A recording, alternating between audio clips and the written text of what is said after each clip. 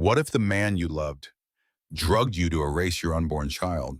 What if that child survived? No, four of them did. And 21 months later, you walked back into his empire with four strollers and a smile that has said, "Burshard, your turn to break." This isn't just a story about betrayal. It's about survival, justice, and a woman who turned pain into power. Because when the system failed her, she didn't crumble. She built her own. Stay until the end. You'll want to see how she makes them pay. If this story hits your heart, like, comment your thoughts. Share it with someone who needs courage today. And don't forget to subscribe for more stories that remind you, silence is never the end. It's just the pause before the comeback. The crystal chandeliers of the Morrison Pharmaceuticals ballroom cast golden light across hundreds of faces. Champagne glasses caught the glow like tiny stars. David Morrison stood at the podium, his salt and pepper hair perfectly styled, his Tom Ford suit fitting like it was painted on. He smiled that practiced smile, the one that had charmed investors and board members for years. This year, Morrison Pharma achieved record profits, he said, voice carrying across the room with rehearsed confidence. We've expanded into 12 new markets, launched 3 breakthrough medications, and our stock price has increased by 42%. Applause rippled through the crowd. Board members nodded approvingly. David's smile widened. The double doors at the back of the ballroom burst open. The sound echoed like a gunshot. Conversations stopped mid-sentence. Heads turned. Champagne glasses froze halfway to lips. A woman walked in. White power suit, auburn hair pulled back in a sleek bob, heels clicking against marble with the rhythm of a heartbeat. Behind her, 4 nannies pushed 4 identical silver strollers. David's face went white. Someone near the front dropped their glass. It shattered, the sound impossibly loud in the sudden silence. Claire Morrison walked down the center aisle. She didn't rush. Every step was deliberate, measured, powerful. The crowd parted like water.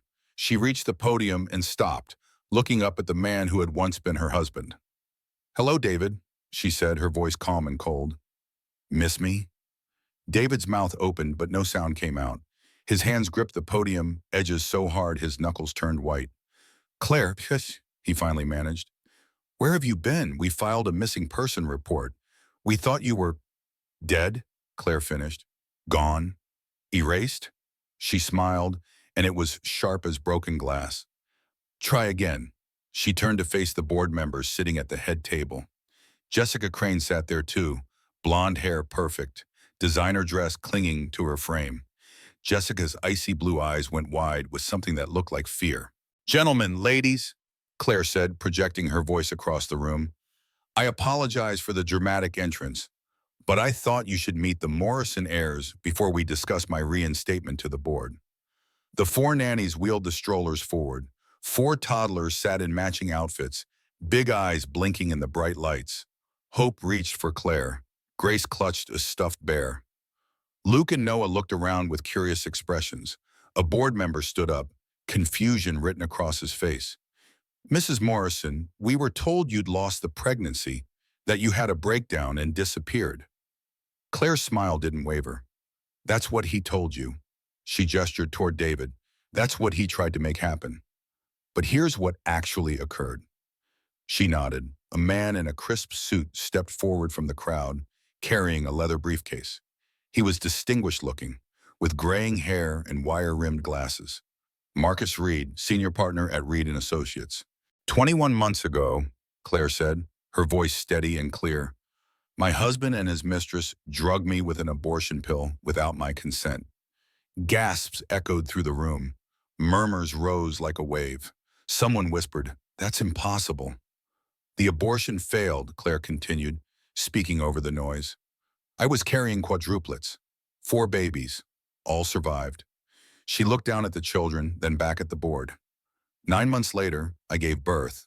They're now 1 year old. DNA tests proved David Morrison is the biological father.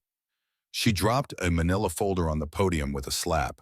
Papers spilled out, medical reports, and lab results clearly visible. "But we're not here about custody," Claire said. "We're here about corporate fraud, embezzlement, and stolen intellectual property." Marcus stepped forward, opening his briefcase. Marcus Reed and Associates. I represent Mrs. Morrison and the Bennett estate.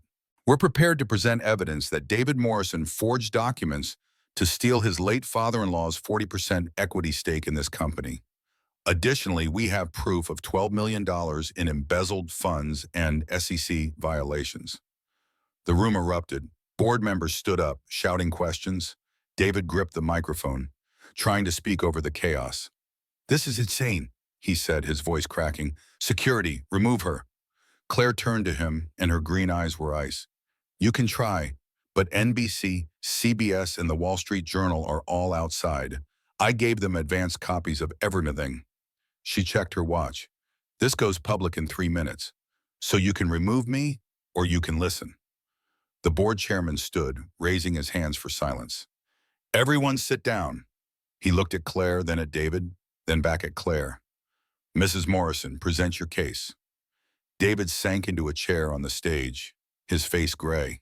Jessica tried to slip toward a side exit, but a security guard blocked her path. Claire saw it all and smiled. But that smile held no joy. It held 21 months of pain, of fear, of sleeping in motels and dyeing her hair and running from the man who was supposed to love her. It held the memory of 4 tiny heartbeats on an ultrasound screen, proof that what David tried to destroy had survived. Let me start, Claire said, at the beginning. 21 months earlier, on their 7th wedding anniversary, Claire Morrison had worn an emerald gown that matched her eyes. She'd laughed with guests, poured champagne, played the perfect wife. The Morrison estate in Winnetka glowed with soft lights and expensive flowers. 200 people celebrated their supposedly perfect marriage. Maya Torres had hugged her in the foyer as guests were leaving. You and David are relationship goals, Maya said, her dark curly hair falling over her shoulders. Seriously, Claire, 7 years and you still look at him like you're newlyweds.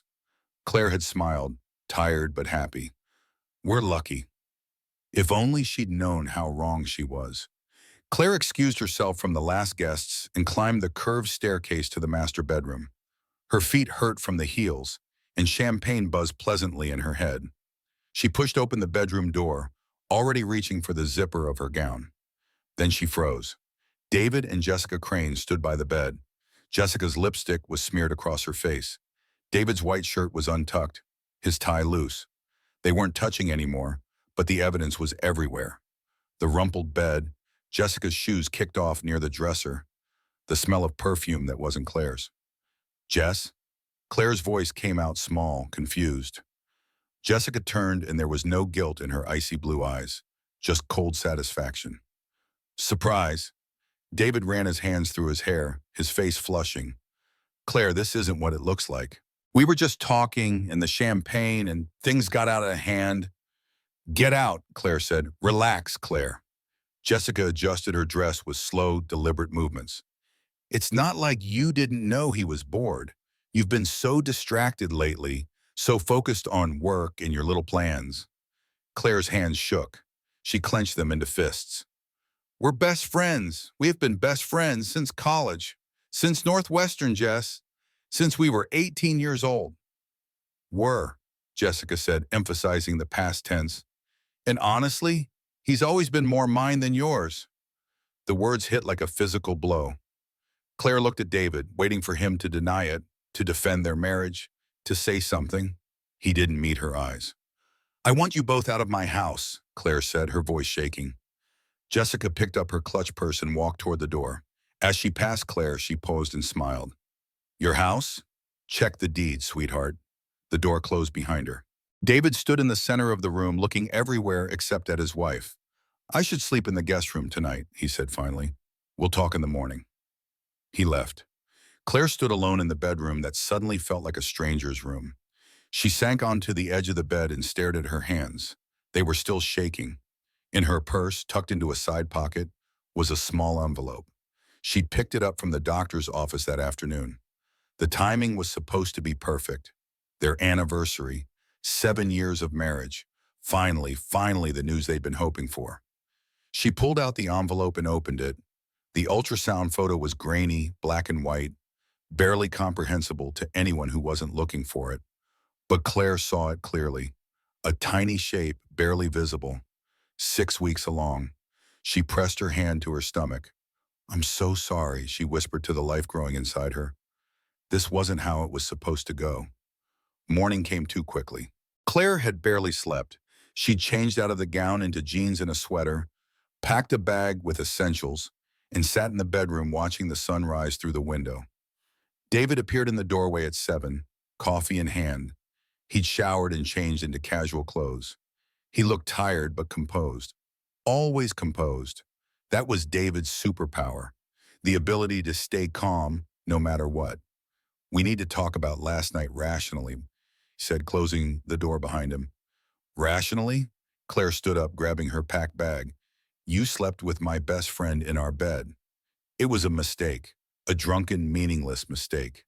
He set down his coffee cup. "I'll fire Jessica. We'll go to therapy. We'll fix this." Claire pulled the ultrasound photo from her pocket and held it up. "I'm pregnant." The change in David's face was instant. The careful composure cracked. His eyes went from the photo to Claire's face, calculating, analyzing. Not happy, not excited, just calculating. "How far along?" he asked. "6 weeks. I found out yesterday. I was going to surprise you last night." David sat heavily on the edge of the bed, the same bed where he'd betrayed her. "Jesus, Claire." "I know the timing is awful," Claire said, hope flickering despite everything. "But maybe this is what we need? A fresh start? We've talked about having children. We've tried for 2 years, and now we can't have a baby right now." The words dropped like stones. Claire stared at him. "What?" "The IPO is in 3 months," David said, his voice flat and businesslike. "Investors are already nervous about market conditions. If they find out about Jessica, if there's any hint of scandal, if my personal life looks unstable." He looked up at her. "And Claire, honestly, you're not stable enough to be a mother right now." "Not stable?" Anger surged through her chest. "I built this company's entire marketing strategy. I launched the brand that made Morrison Pharma a household name. I worked 80-hour weeks for years to—" "You had a breakdown last year," David interrupted. "You were in therapy for 6 months. You were hospitalized for 3 days. "My father died," Claire said, her voice breaking. "Dr. Richard Bennett died of a heart attack, and I grieved. That's not a breakdown, David. That's called being human. And now you're accidentally pregnant right when our marriage is falling apart?" He stood up, crossing his arms. "It looks desperate. It looks like you're trying to trap me." The accusation hung in the air between them. Claire felt something inside her crack, some final piece of trust or love or hope. She looked at the man she'd married 7 years ago, the man she'd built a life with, and saw a stranger. "I'm leaving," she said quietly. "We need to discuss this," David said.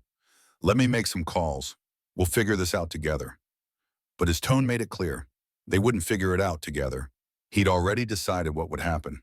Claire could see it in his eyes, in the set of his shoulders, in the way he looked at her stomach like it was a problem to be solved rather than a life to be celebrated. She walked past him toward the door. "Claire," he called after her, "don't do anything stupid. Let's talk tonight. I'll call Dr. Mitchell. He can help us understand our options." Our options, as if this were a business decision, as if their child were a liability on a balance sheet. Claire walked down the stairs, out the front door, and to her car. She drove aimlessly for an hour, tears streaming down her face before pulling into a coffee shop parking lot and calling the only person she could think of. "Dr. Hayes?" she said when the phone picked up. "This is Claire Morrison. I was at your clinic yesterday. I need help." Claire returned to the Morrison estate that evening because she had nowhere else to go. Her credit cards were linked to David's accounts. Her car was registered in his name. Even her phone plan was under his business account. She'd spent 7 years building his company, his brand, his success, and somehow along the way she'd given up every piece of independence. The house was dark when she pulled into the driveway. She'd spent the day at a library, researching tenant rights and divorce law on their public computers. Her phone had buzzed constantly with calls and texts from David. She'd ignored them all. Inside, lights blazed in the kitchen. David sat at the marble island with 3 men, Mr. Sullivan, David's personal lawyer, Dr. Mitchell, the company physician, and a man Claire didn't recognize, young and slick in an expensive suit. "Claire," David said, standing. "Thank God, we've been worried sick." "Who are these people?" Claire looked at the paperwork spread across the counter. Forms, documents, something that looked like a contract. "Dr. Mitchell has brought the medication," David said. His voice was gentle, reasonable. The voice he used in board meetings when he wanted to sound compassionate. "It's simple, safe, and private. You take a pill, and within 48 hours, this whole situation is resolved."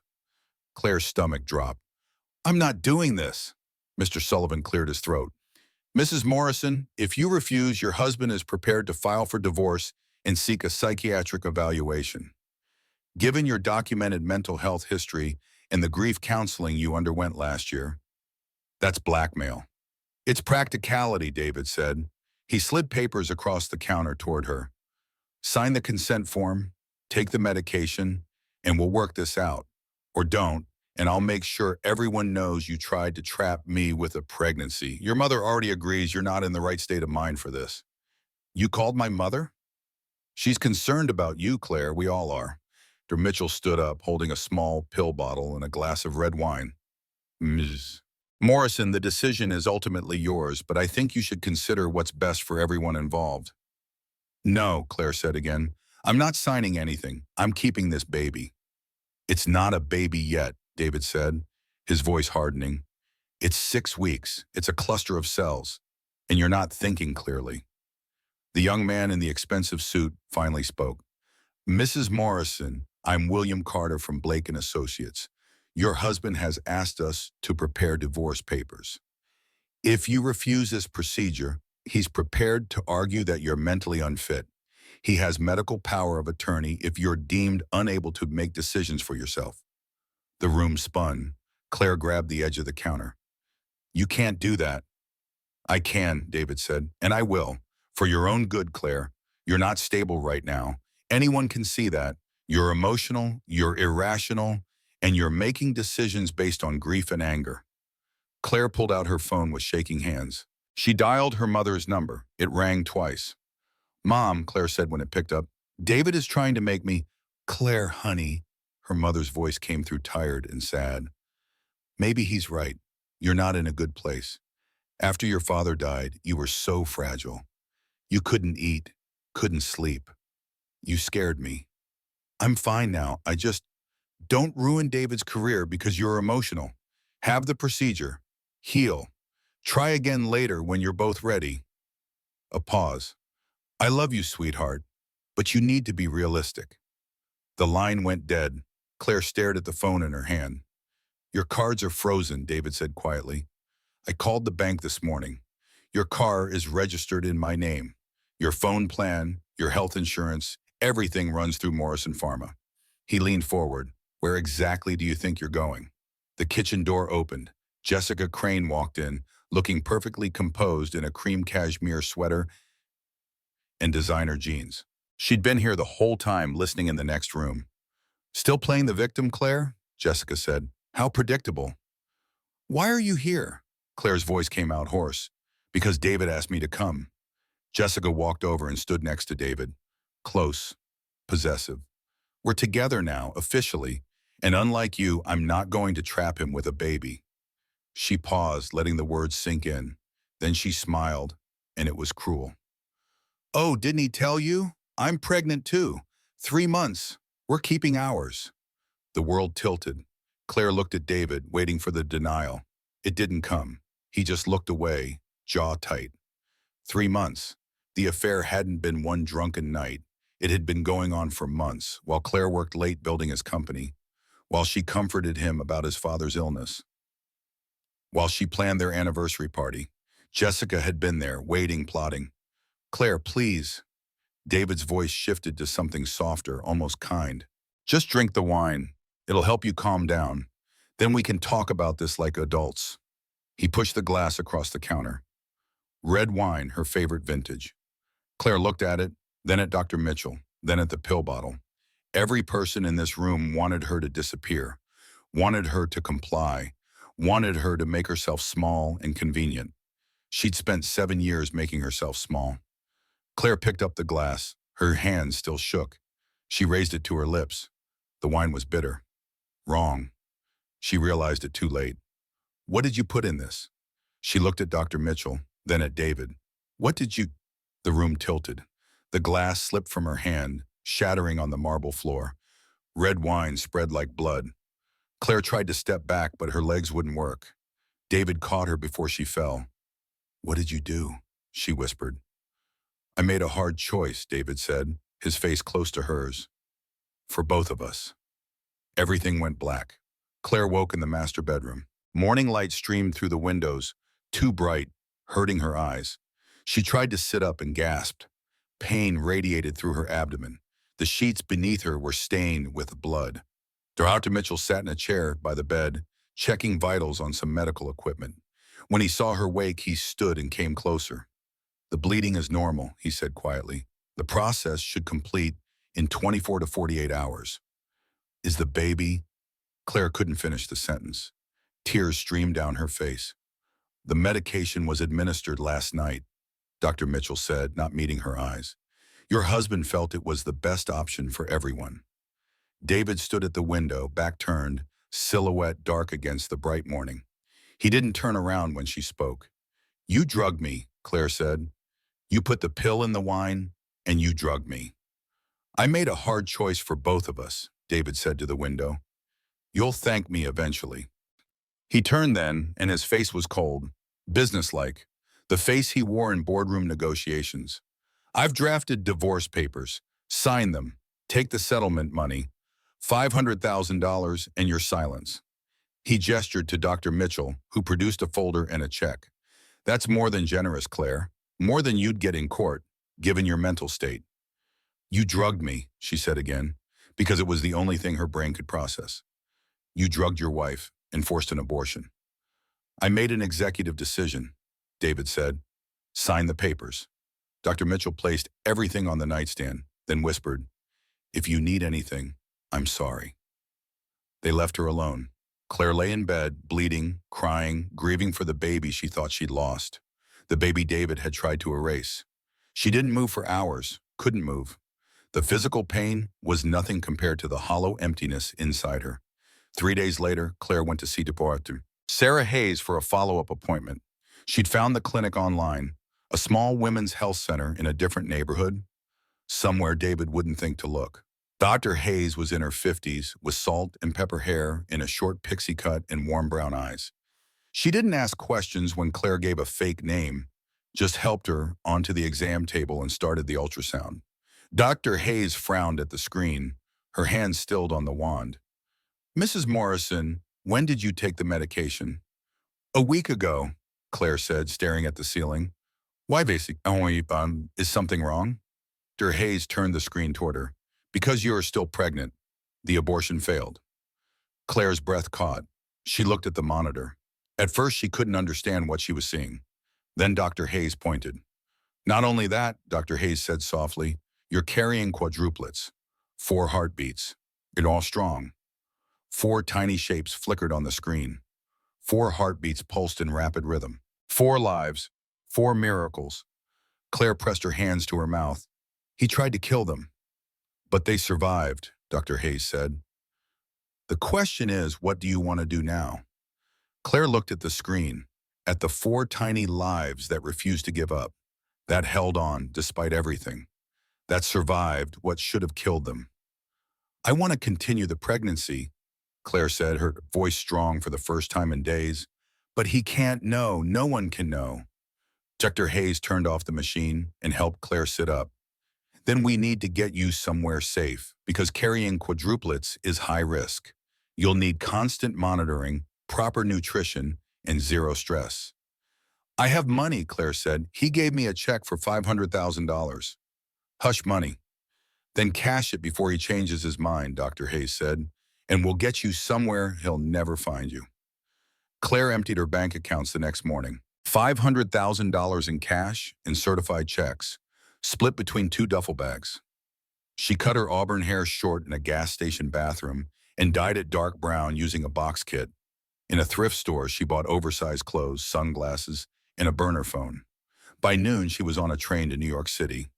By evening, she stood outside a converted warehouse in Brooklyn, staring up at the flickering lights of artists' lofts.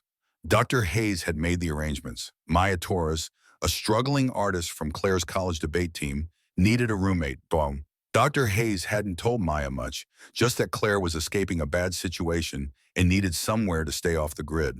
Maya answered the door in paint-stained jeans and an oversized sweater. Her dark curly hair was pulled into a messy bun, and her hands were covered in acrylic paint in shades of blue and gold. "Claire?" Maya stepped back, eyes widening. "Oh my God, Dr. Hayes said you needed help, but I didn't realize." She pulled Claire into a hug. "Come in.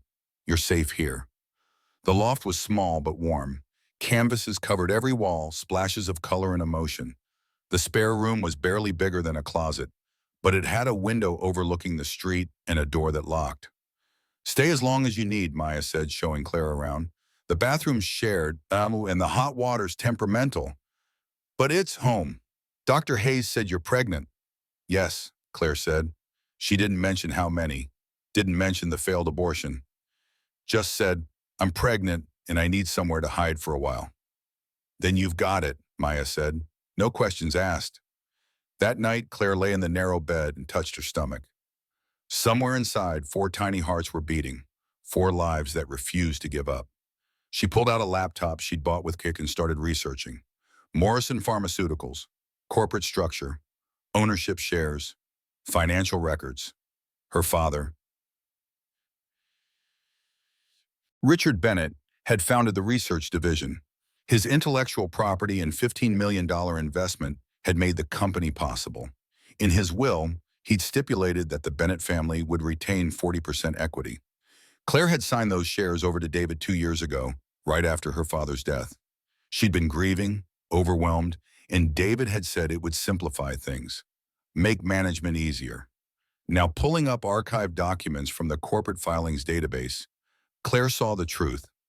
The signatures on the transfer documents didn't match hers. David had forged them. He'd stolen her inheritance, stolen her father's legacy, and used the money to build his empire. Claire opened a new document and started taking notes. Every discrepancy, every forged signature, every suspicious transaction. If she was going to survive this, she needed more than money. She needed ammunition. Weeks passed. Claire's belly grew. Morning sickness came in waves, brutal and relentless. Maya brought her crackers and ginger tea, never asking too many questions. Dr. Hayes visited once a week for checkups, monitoring the 4 heartbeats with portable equipment. At 16 weeks, Claire could feel them moving, tiny flutters, like butterflies. She'd read that mothers of multiples felt movement earlier, and she understood why. There were 4 of them in there, swimming and growing and fighting for space. She was sitting at the tiny desk in her room researching corporate fraud statutes when Maya knocked on the door. "Claire, there's someone here to see you." Claire's heart stopped. "Who?" "He says his name is Marcus Reed. Says he was your father's law partner." Marcus Reed. Claire remembered him vaguely from her father's funeral. Distinguished looking, with graying hair and kind eyes. He'd given a eulogy about integrity and friendship. She opened the door cautiously. Marcus stood in Maya's living room, wearing a wool coat and carrying a leather briefcase. When he saw Claire, his expression softened. "Claire Bennett Morrison," he said. "Your father made me promise to look after you." "How did you find me?" "Your burner phone is untraceable, but you used your real email for the LexisNexis legal research database." He smiled slightly. "Rookie mistake. Good thing I found you first." Claire stepped back, hand protective of him over her stomach. "Are you going to tell David?" "Tell him what?" Marcus set down his briefcase and opened it. "That his supposedly mentally unstable wife is actually building an airtight corporate fraud case against him? Hell no, I'm here to help." He pulled out folders, documents, financial statements. "Your father was my best friend," Marcus said. "He saved my career once when I was accused of malpractice. He stood by me when no one else would. I owed him everything." He looked at Claire's belly. "And I owe you the same loyalty, especially now." "David forged the documents," Claire said. "The ownership transfer after Dad died." "I know." Marcus spread papers across Maya's coffee table. "He's also been embezzling. 3 years of creative accounting. Offshore accounts, Shell corporations. He's stolen $12 million from Morrison Pharma, and if the SEC audits them, they'll find it all. Claire sat down heavily. Why are you telling me this? Because your father's original investment stipulates that the Bennett family retains 40% equity. Those shares are legally yours. David stole them, and I can prove it. He looked at her seriously. But we need to be strategic. We need time to build an ironclad case. How long do we have? Claire touched her stomach. 9 months. Maybe less. I'm carrying quadruplets. Marcus's eyes widened. Jesus, okay. He sat across from her. Then we have 9 months to build Fort Knox. For the first time since the night of her anniversary, Claire felt something like hope. Maybe she could fight back. Maybe these 4 lives inside her could have their inheritance. Maybe David Morrison's cruelty could be turned against him. Tell me everything, Claire said. They worked through the night, Marcus explaining corporate law, Claire showing him the discrepancies she'd found. By dawn, they had the outline of a case that could destroy David's empire. Weeks turned into months. Claire's belly grew larger. At 24 weeks, she could barely fit through doorways. The babies were active now, constantly moving. Hope kicked her ribs. Grace pressed against her bladder. Luke and Noah fought for space near her spine. She'd named them already. Whispered the names in the quiet hours of the night when she couldn't sleep. 4 names for 4 miracles. Maya was kind, bringing her food, helping her when the pregnancy exhaustion became overwhelming. They watched movies together. Maya taught Claire to paint, said it was therapeutic. They had girls' nights with ice cream and bad romantic comedies. For a few weeks, Claire almost forgot she was hiding. Almost forgot that out there, David was telling everyone she'd had a mental breakdown. That Jessica was playing the concerned ex-best friend on television interviews. Then one night, Claire heard Maya on the phone. She got it up to use the bathroom, moving carefully because the babies made her clumsy. Maya's door was cracked open. Claire heard her voice, low and urgent. Yeah, she's still here. No, she doesn't suspect anything. Look, you promised you'd pay off my landlord if I kept you updated. Claire froze in the hallway. Jessica, I don't like this. She's really nice and she's pregnant and this feels wrong. The name hit like a physical blow. Claire backed away slowly, careful not to make noise. Back to her room. She locked the door with shaking hands and sat on the bed. Maya. Maya Torres, her friend from college debate team. Maya who'd taken her in, who'd been so kind. Maya was working for Jessica. How long? How much had she told them? Did Jessica know about the babies? Did David know she was still pregnant? Claire didn't sleep that night. She packed everything into her duffel bags. Cash, documents, laptop, clothes. By dawn, she had an exit strategy. Maya was making coffee when Claire walked out with her bags. Morning, Maya said, smiling. Want pancakes? You and the babies need... How much did she pay you? Claire asked. Maya's smile froze. What? Jessica, how much did she pay you to spy on me? The color drained from Maya's face. Claire, I can explain. How much? Claire's voice was cold, sharp. Maya's eyes filled with tears. She owns my building. She was going to evict me. I'm 3 months behind on rent. She said if I just let her know you were safe, if I kept her updated, she'd wipe the debt. The words came fast, desperate. I never told her anything important. Just that you were okay. That you were pregnant. Claire's hand went to her stomach. You told her I'm still pregnant. I'm so sorry. Maya was crying now. She threatened me. I didn't know what to do. I needed the apartment, and she said she just wanted to know you were safe, and I didn't think... Did you tell her I'm having 4? No. Maya shook her head frantically. I swear, I didn't tell her that part. That's the only reason I'm not calling the police. Claire walked to the door. When this is over, when I take back everything they stole, you'll have to live knowing you helped them. She walked out. The door closed behind her with a final click. Maya called after her, but Claire didn't look back. She had 4 lives to protect. 4 miracles who were counting on her. She couldn't trust anyone except Dr. Heirs and Marcus. And she couldn't stay in New York anymore. The news broke 3 days later. Claire saw it on a television in a motel lobby somewhere in Pennsylvania. David Morrison, CEO of Morrison Pharmaceuticals, standing in front of cameras with tears in his eyes. My wife, Claire, has been missing for 3 months, he said, voice breaking in all the right places. She's been struggling with her mental health since her father's death. We're worried she might hurt herself. If anyone has seen her, please contact the authorities. The screen showed Claire's photo, her old photo, from before she cut her hair. Auburn waves, bright smile, emerald dress from their anniversary party. She looked happy, innocent, trusting. The reporter's voiceover. Morrison says his wife suffered a miscarriage shortly before her disappearance and may have experienced a mental break. He's offering a $50,000 reward for information leading to her safe return. A miscarriage. So that was his story. She'd lost the baby, lost her mind, and run away. Poor fragile Claire. She checked out of the motel and drove deeper into rural Pennsylvania. Dr. Hayes found her a women's shelter in a small town, but Claire only stayed 2 weeks. One of the volunteers recognized her from the news coverage. "Honey," the woman said, all kindness and concern, "your husband's been looking for you. He seems really worried. Maybe you should call him. Work things out." Claire ran, barely made it to her car.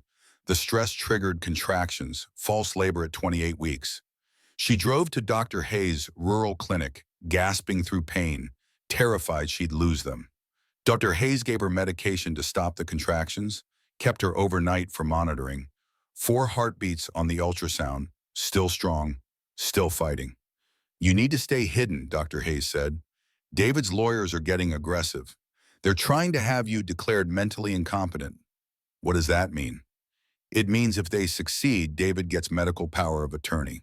He could force hospitalization, force psychiatric treatment. Dr. Hayes' expression was grim. "He's trying to lock you up, Claire." At 30 weeks, Marcus called with worse news. David's lawyers had served Dr. Hayes with a subpoena. They knew Claire had been to her clinic. They were closing in. "How do I hide for 7 more weeks?" Claire asked. She was huge now, belly stretched tight over 4 growing babies. She couldn't walk more than a few minutes without getting winded. Couldn't hide in crowds. Couldn't run anymore. "You stay with me," Dr. Hayes said. "I have a farmhouse 2 hours from here. No internet, no paper trail, just you, me, and those 4 miracles." Claire packed her bags again. Dr. Hayes drove her to a small farmhouse surrounded by fields and forest. No neighbors for miles, no traffic, just quiet and safety. "Why are you doing this?" Claire asked as they unloaded the car. "You could lose your medical license. David's lawyers could come after you." Hayes stopped, hands full of grocery bags, and looked at Claire. 15 years ago, my daughter called me from a shelter. Her husband was hunting her, just like yours is hunting you. She was scared. She wanted to come home. What happened? I told her to come home. She tried." Dr. Hayes' voice broke. He found her on the highway, ran her car off the road. She died instantly. Silence filled the space between them. Claire understood then. This wasn't charity. This was atonement. Dr. Hayes couldn't save her own daughter, but she could save someone else's. "I won't let that happen to you," Dr. Hayes said. "Not to you or your babies." The farmhouse became their sanctuary. Claire slept in a bedroom with windows overlooking fields of corn and soybeans. Dr. Hayes checked the baby's heartbeats every day, monitoring growth and movement. Marcus visited once a week with updates on the legal case, always careful to make sure no one followed him. Outside, the world kept spinning. Jessica gave interviews about her worry for her poor, disturbed friend. David played the concerned husband. Morrison Pharmaceuticals' stock price climbed. Everyone believed the story they'd crafted. Meanwhile, Claire counted down the weeks. 31, 32, 33. The babies grew bigger, pressing against her ribs and spine. She couldn't sleep lying down anymore, had to prop herself up with pillows. Her ankles swelled, her back ached constantly. But the babies were healthy, strong. 4 miracles who'd survived what should have killed them. At 37 weeks, Dr. Hayes scheduled the C-section at a small county hospital 2 towns over. They'd use a fake name, Jane Doe. No records, no trail. "After the surgery, you'll recover at the farmhouse for 6 weeks, Dr. Hayes said. Then we register the births under your maiden name. As far as the world knows, Claire Morrison is still missing. Claire Bennett just had 4 babies. And then, Claire asked. Then we wait until you're strong enough to fight back, until the babies are strong enough to withstand the chaos. Dr. Hayes checked the calendar. Give yourself 12 months, 1 year to heal, to build your case, to become the woman who can walk into that boardroom and take everything back. Claire looked down at her enormous belly, at the 4 lives that had survived against all odds. 12 months, she agreed, and then we burn his world down. The night before the C-section, Claire sat by the farmhouse window and watching stars emerge in the dark sky. She thought about David, probably sleeping peacefully in their Winnetka mansion. About Jessica, probably planning her own fake pregnancy announcement to complete her takeover of Claire's life. They thought she was broken, thought she was hiding forever, thought they'd won. They had no idea what was coming.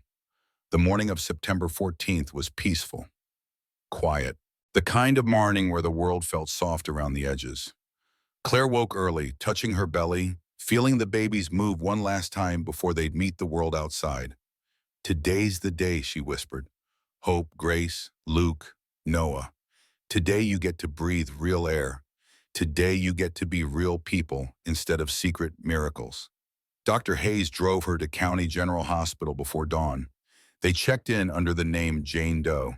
The surgical team had been carefully chosen, doctors who asked no questions and kept no records beyond what was legally required. Marcus waited outside the operating room, watching through the window. He'd become something like family over these months. Not a father figure exactly, but a guardian, a protector. The anesthesiologist gave Claire a spinal block. She stayed awake for the surgery just like she'd wanted. She needed to see them born, needed to watch the 4 lives emerge. Hayes worked quickly, efficiently. The surgical team moved with practiced coordination. And then, a cry high and sharp and perfect. Hope, Dr. Hayes announced. 6 pounds, 2 ounces, perfect APGAR scores. Another cry, louder this time. Grace, 5 pounds, 11 ounces. Strong lungs on this one. A third cry. Luke, 6 pounds even. Here's your boy, Mama. And finally a fourth. Noah, 5 pounds, 8 ounces, E4 healthy. They placed each baby on Claire's chest briefly, just long enough for her to see them, to touch their impossibly tiny fingers, to smell that newborn smell, milk and warmth and promise. Hope had auburn hair like Claire's. Grace had David's nose. Luke's eyes were blue-gray, might turn green eventually. Noah was smaller than the others but fierce, already trying to lift his head. He tried to end one life, Claire whispered, tears streaming down her face. Instead, 4 lives began. The nurses took the babies to warming tables. Claire heard them crying, healthy and loud. 4 reasons to keep fighting. Recovery was brutal. A C-section alone was major surgery. A C-section with quadruplets left, Claire feeling like she'd been hit by a truck. Every movement hurt. Every breath ached. But the babies were healthy, and that was all that mattered. Dr. Hayes brought them to her room one at a time. Hope first, since she's the oldest by 3 minutes. Then Grace, then Luke, then Noah. Claire held each baby, marveling at how perfect they were, how small, how absolutely worth everything she'd been through.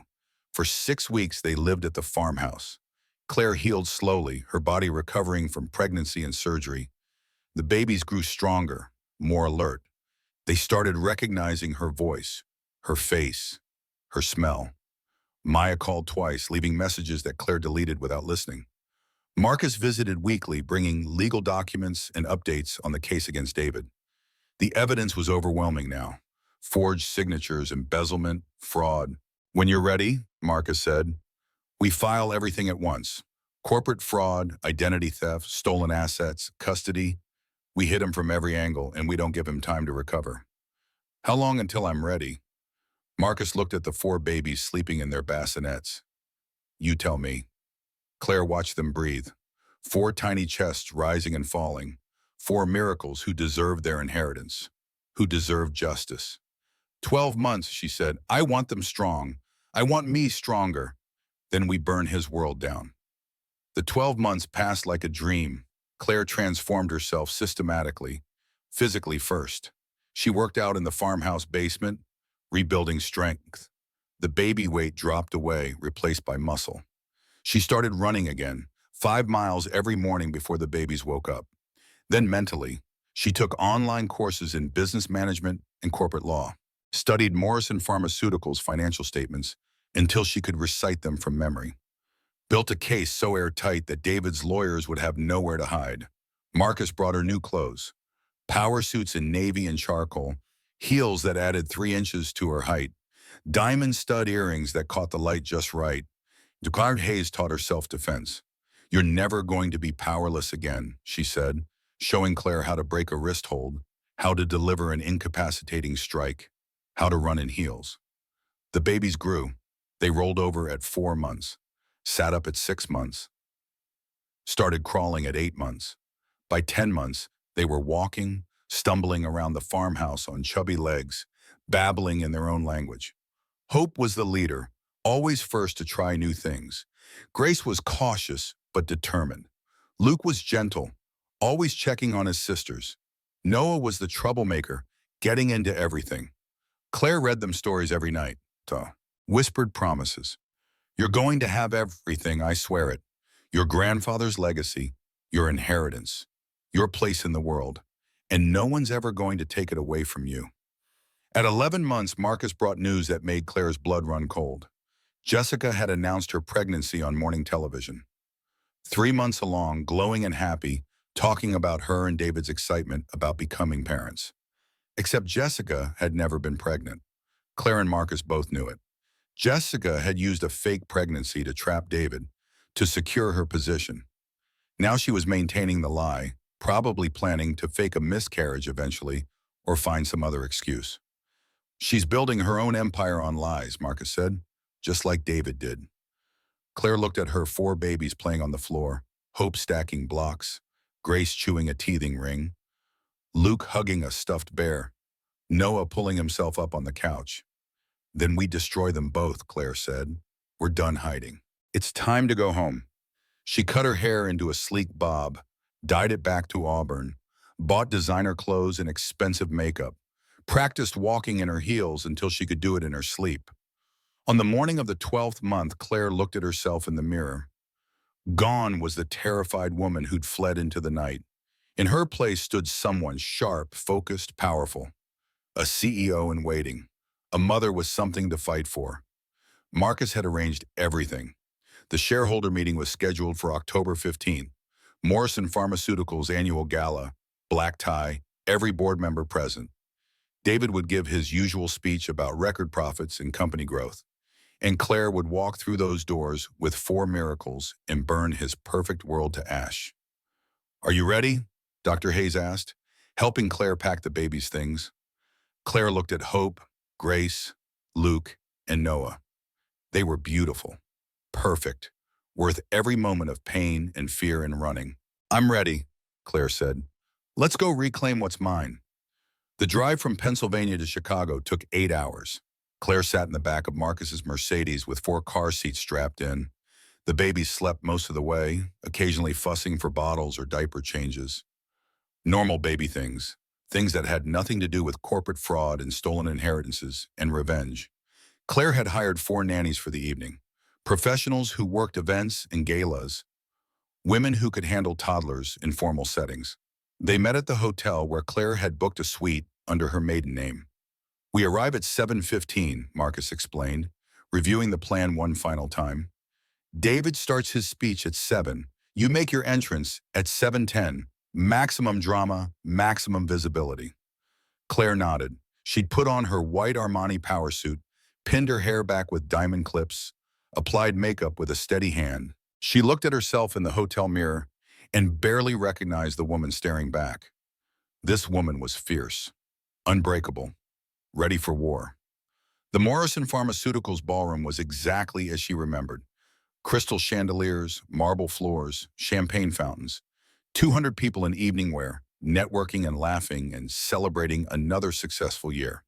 David stood at the podium in his perfectly tailored tuxedo, distinguished, handsome, charming, the mask he wore for the world. Claire checked her watch. 7:10 exactly. "Go," she told the nannies. They pushed open the double doors.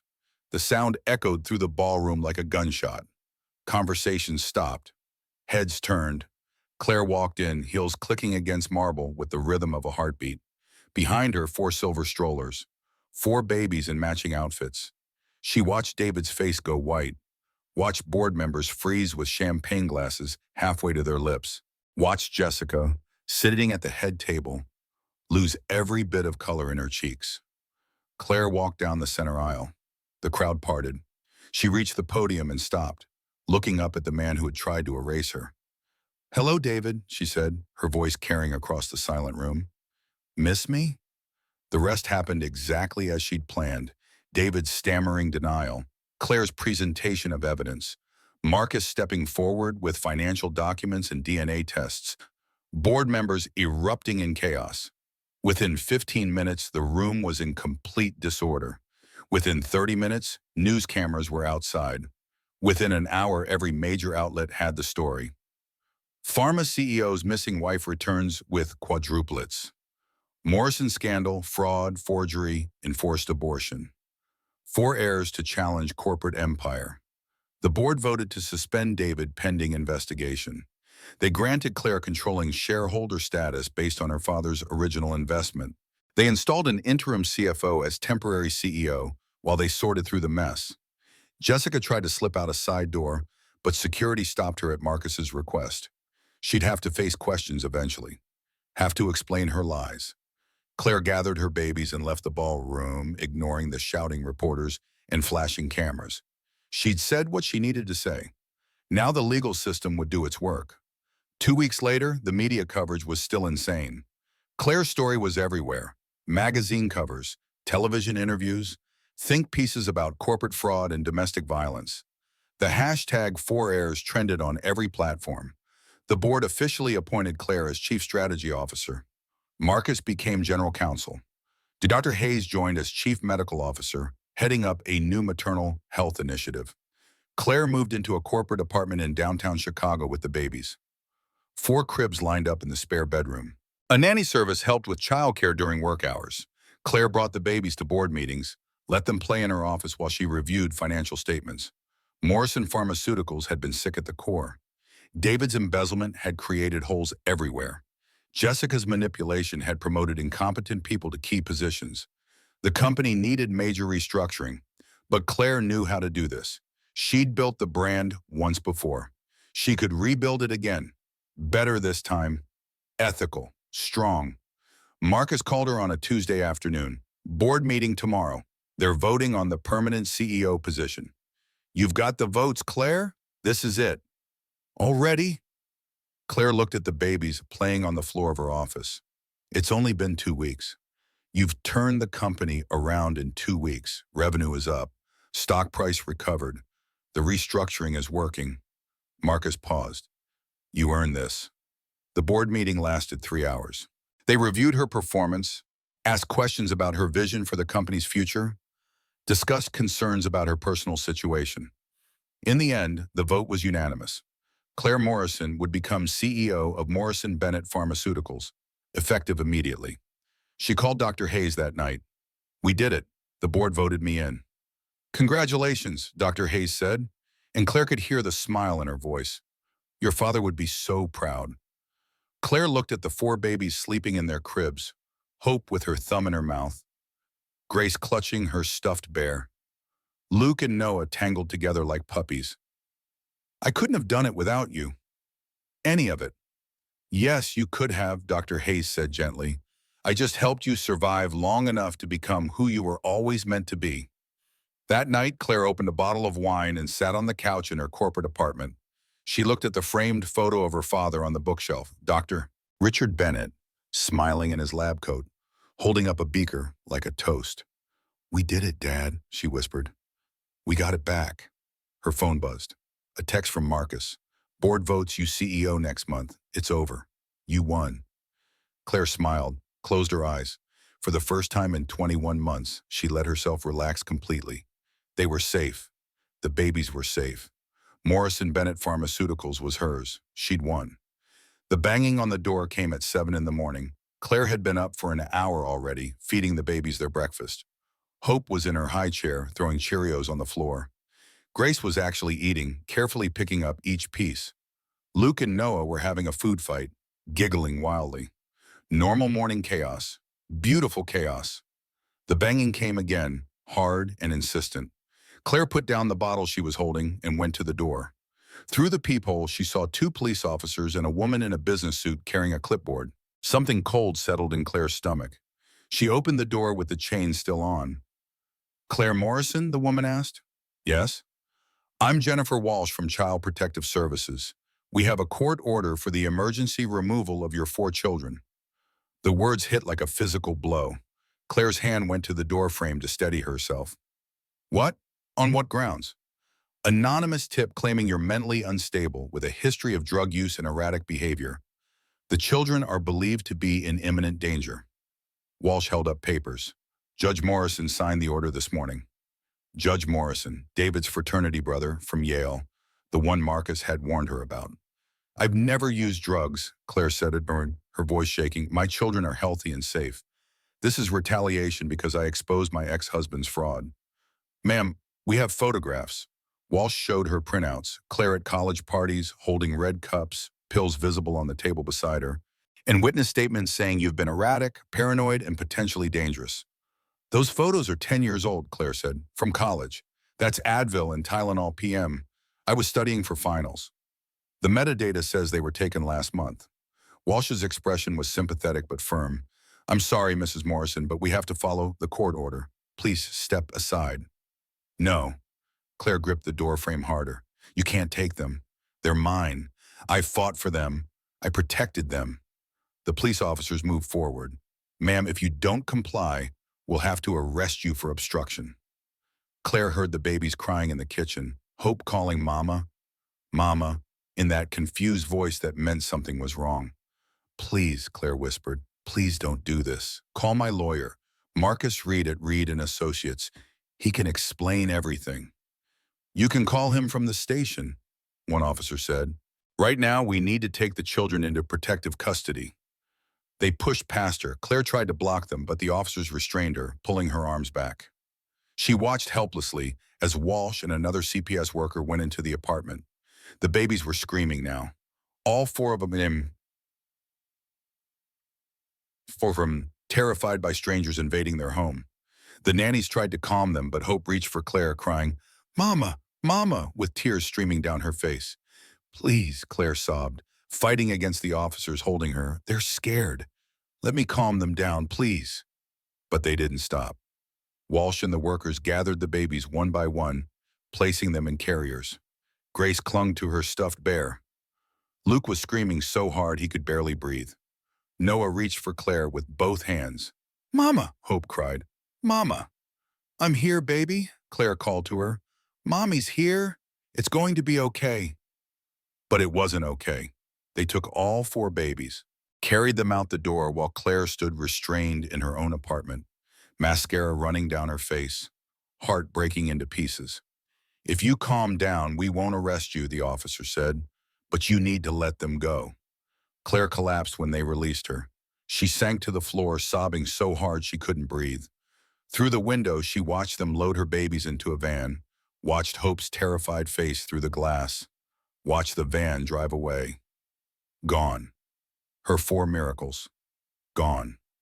Marcus arrived 20 minutes later. He found Claire curled on the floor, still crying. He helped her up, got her water, made phone calls while she sat numbly on the couch. "The photos," he said, hanging up his phone. "Someone altered the metadata to make them look recent. The judge is David's Yale fraternity brother. This whole thing was orchestrated." "Can you get them back?" Claire's voice was hoarse from screaming.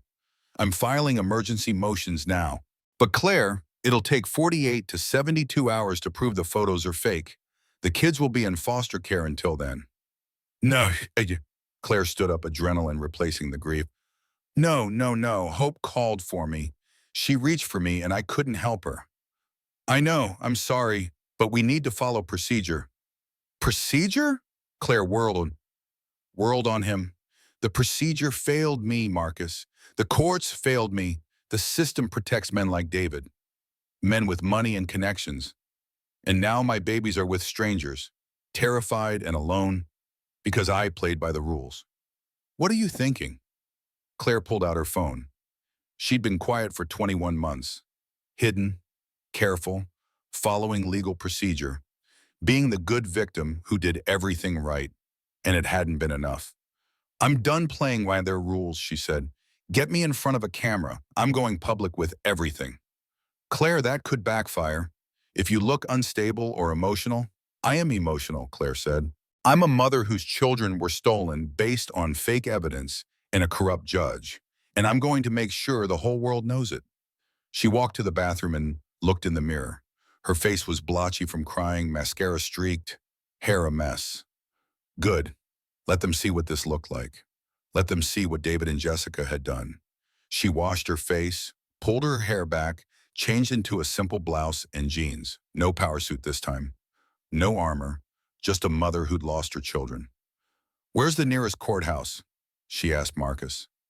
Cook County, downtown. But Claire, that's where we're going, and I'm going to tell them everything. They drove in silence. Claire stared out the window, thinking about Hope's terrified face, about Grace clutching her bear, about Luke and Noah crying, about how small they were, how scared they must be. Every mother knows that fear. The what if. The nightmare of someone taking your child. Claire had lived through it once already, carrying the babies while David hunted her. Now she was living it again. Some people think motherhood makes you weak, makes you soft. They're wrong. Motherhood makes you dangerous, makes you willing to do anything, sacrifice anything, destroy anything that threatens your child. David Morrison was about to learn that lesson. Claire stood on the courthouse steps at noon. The lunch crowd was out, people in business suits grabbing food from vendors. Joggers passed by. Tourists took photos. She pulled out her iPhone, opened Instagram, and hit the live button. Within seconds, viewers started joining. 100, 1,000, 10,000.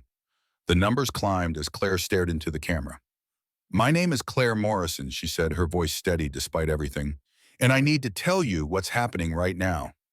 The view counter on Claire's phone climbed like a rocket. 20,000, 50,000, 100,000. She stood on the courthouse steps, phone in hand, and spoke directly to the camera. 21 months ago, my husband drugged me with an abortion pill without my consent, Claire said. Her voice was steady now, clear. The crying was done. This was business.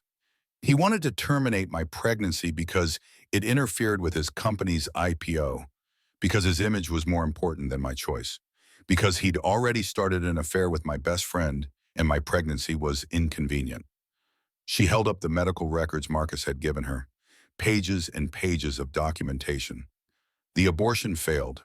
I was carrying quadruplets, 4 babies who survived despite everything he tried to do to them. I ran, I hid. I spent 9 months terrified he'd find me and finish what he started. 200,000 viewers now. The comments section was exploding. Claire didn't look at them, just kept talking. 9 months later, I gave birth to Hope, Grace, Luke, and Noah. 4 healthy babies. I spent a year building a case against my ex-husband for corporate fraud, embezzlement, and forged documents. 2 weeks ago, I returned to Morrison Pharmaceuticals and presented that evidence to the board. They suspended him. They gave me my rightful ownership stake.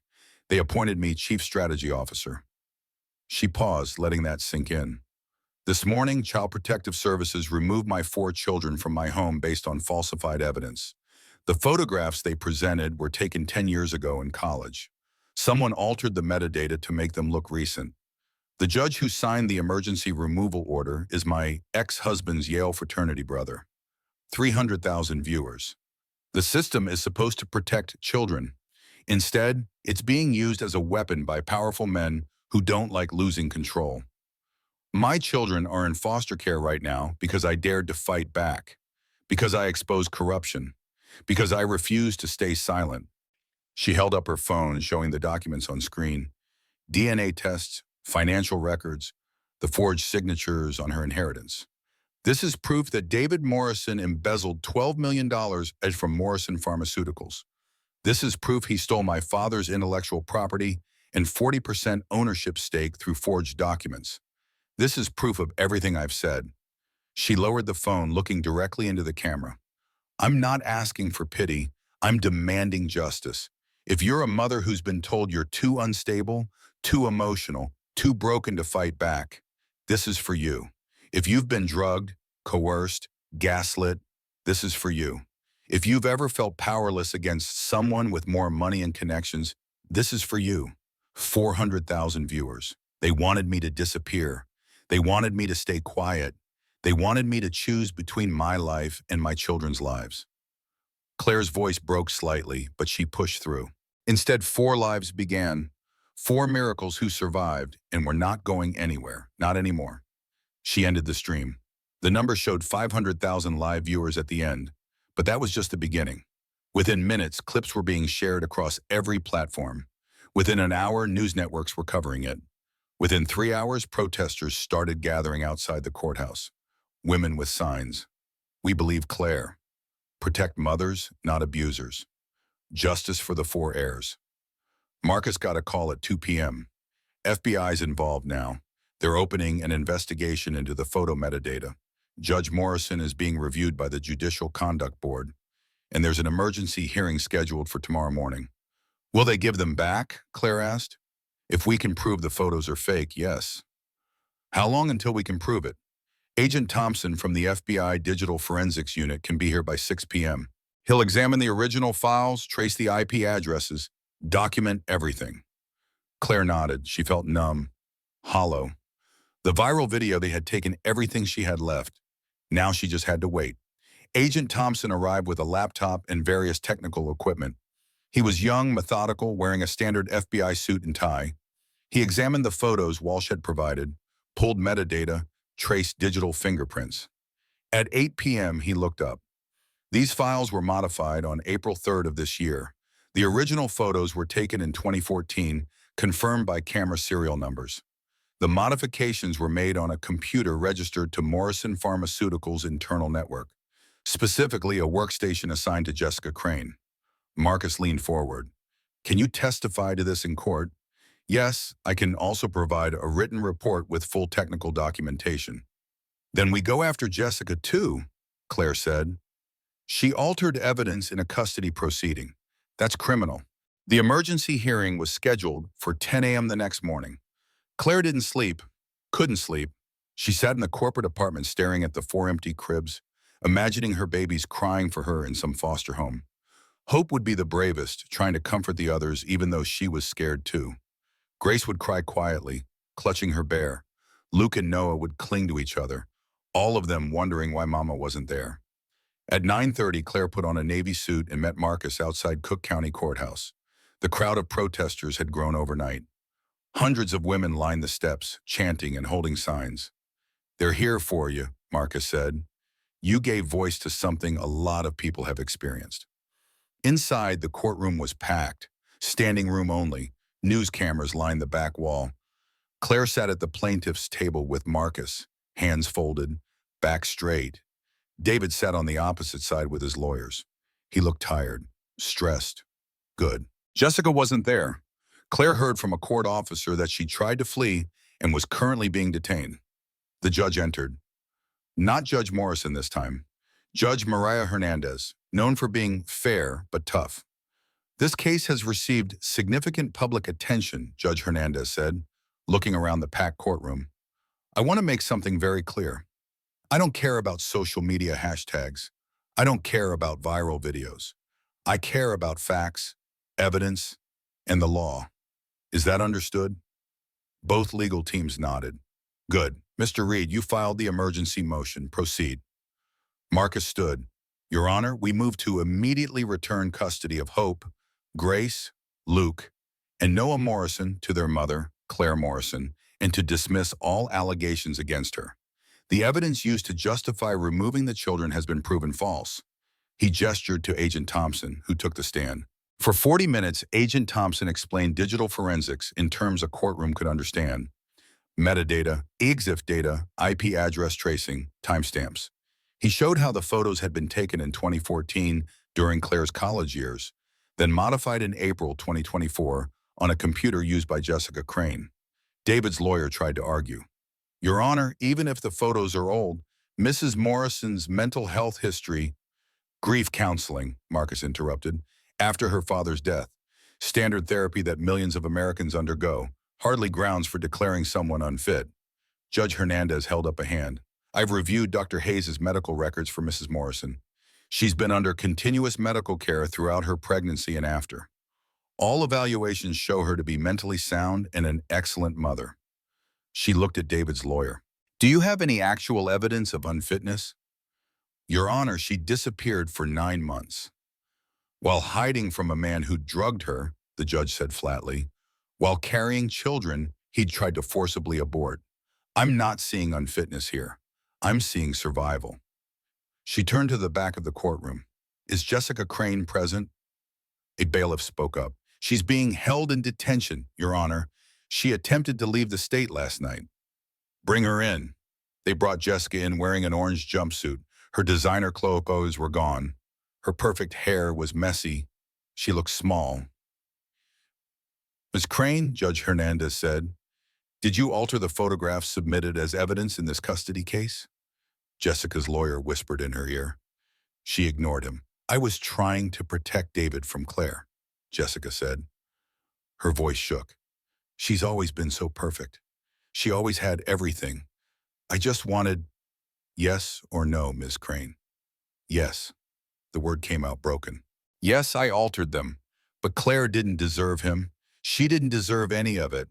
I loved him first.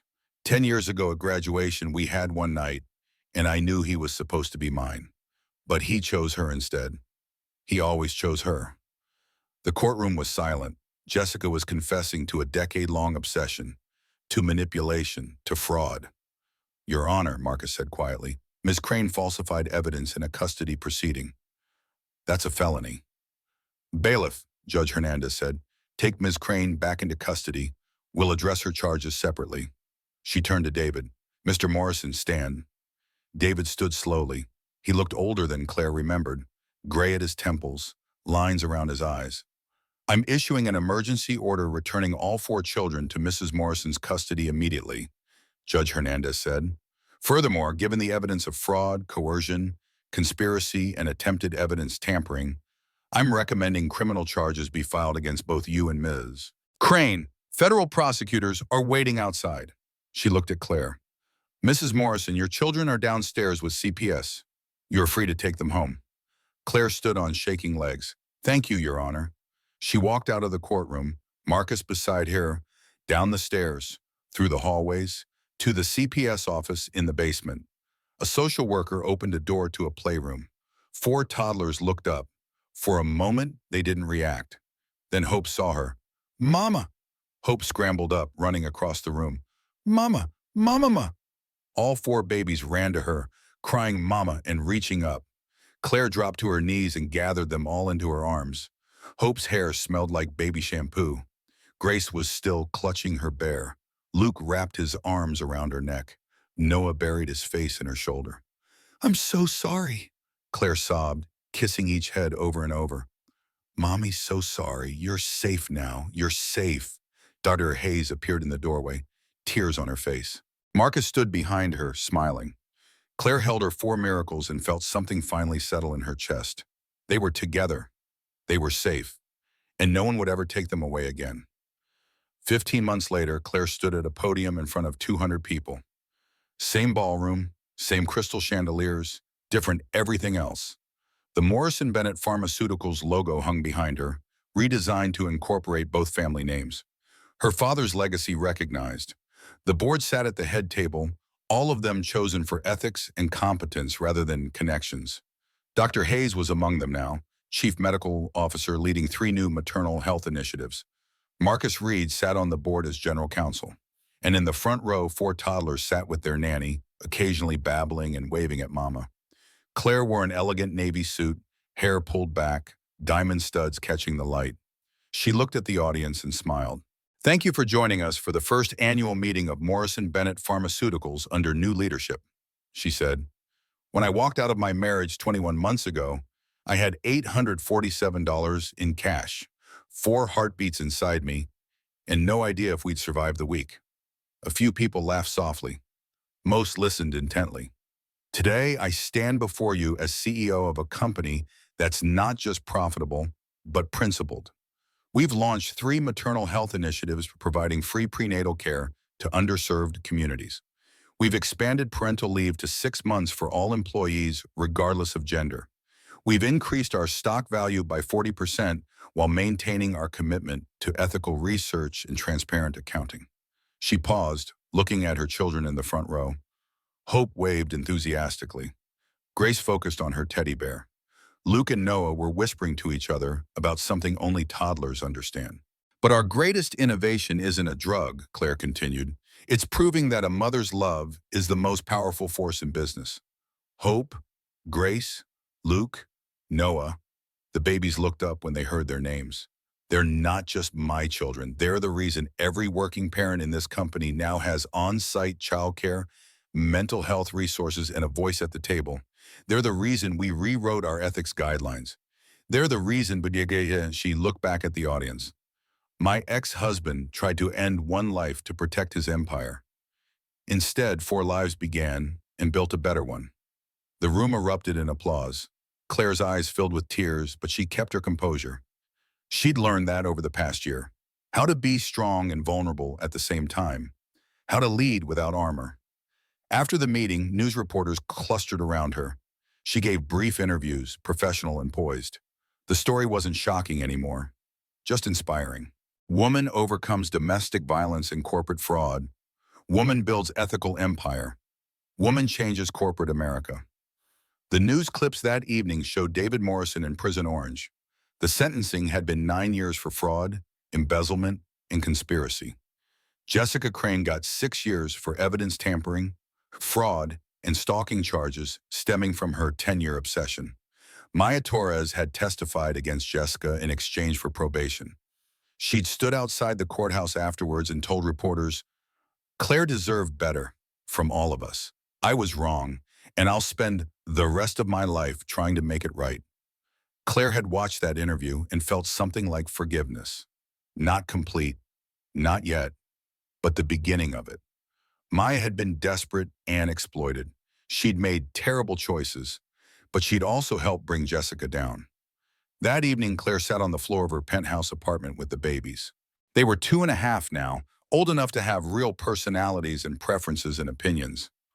Hope loved books, insisted on being read the same story 3 times every night. Grace was artistic, always drawing or playing with Play-Doh. Luke was gentle, always checking if anyone was sad. Noah was wild, climbing everything and getting into constant mischief. "Mama," Hope said, holding up a picture book. "Sorry?" "Once upon a time," Claire said, pulling them all close, "there was a mama with 4 little miracles." "Were they strong?" Grace asked, the same question she always asked. "The strongest," Claire said, kissing Grace's forehead, "because they survived when the whole world said they couldn't." "Like us?" Noah asked. "Exactly like you." The doorbell rang. Marcus entered with a briefcase, papers for the Heirs Foundation. Claire had donated 60% of her shares to create a foundation supporting women leaving domestic violence situations. "You're donating that much?" Marcus had asked when she'd first proposed it. "You'd still be wealthy, but—" "They don't need $1 billion, Claire had said, looking at her children. "They need a world where mothers don't have to run, where women aren't drugged and gaslighted and told they're crazy. They need the system to change." Now Marcus handed her the final documents. "This makes it official. The Heirs Foundation opens next month in 20 cities." "My father would be proud," Claire said softly. "He would," Marcus agreed. "And so would Dr. Hayes' daughter. You're building something that might save the next Claire or the next woman like you." After Marcus left, Claire stood on her penthouse balcony looking out at Chicago's skyline. The city glowed in the darkness, a million lights like tiny stars. Dr. Hayes had texted earlier, "Every mother who walks into my clinic now asks how to be like you." Claire had responded, "Tell them they already are. They just need to stop being small." Sometimes she thought about David in prison, about Jessica serving her sentence, about how their perfect empire had crumbled under the weight of their own corruption. Sometimes she wondered if they understood what they'd lost. Then she'd look at her 4 babies and realize it didn't matter. They were footnotes in her story now, cautionary tales, the villains who tried to destroy the hero and failed. Claire's story was bigger than them. It was about survival, about transformation, about refusing to stay silent when the system fails, about building something better from the ashes. She went back inside. The babies were getting sleepy, rubbing their eyes and yawning. She carried them to their bedroom one by one, tucked them into their beds, kissed 4 foreheads. Sweet dreams, Hope. Sweet dreams, Grace. Sweet dreams, Luke. Sweet dreams, Noah. Love you, Mama, Hope mumbled, already half asleep. I love you too, baby, all 4 of you. Forever. She stood in the doorway watching them sleep. 4 tiny chests rising and falling. 4 miracles who changed everything. 21 months ago, David Morrison had tried to end one life to protect his image. He drugged his wife, stolen her inheritance, hunted her across 3 states, used every weapon he had to destroy her. But he'd made one critical mistake. He'd underestimated a mother's capacity to survive, to adapt, to fight back. And now Claire Morrison stood at the top of an empire she'd built herself, an empire based on ethics and transparency, an empire that protected mothers instead of exploiting them, an empire that would outlast David's fraud-built legacy by decades. She smiled at her sleeping children. They wanted us to disappear, she whispered. They wanted me to stay silent. They wanted me to choose between my life and yours. Instead, I chose all of us, and we built something beautiful. Claire closed the door softly and walked to her home office. Tomorrow, she had meetings about expanding the maternal health initiatives to 12 more states. Next week, she was testifying before Congress about strengthening laws around reproductive coercion. Next month, the Heirs Foundation would open with enough funding to help thousands of women. The work wasn't finished, would never be finished, but it was work worth doing. She looked at the framed photo on her desk, her father in his lab coat, holding up a beaker like a toast. We did it, Dad, she whispered to the photo. Not just reclaimed what was ours, built something better, something that matters. Outside, the city lights shimmered like promises.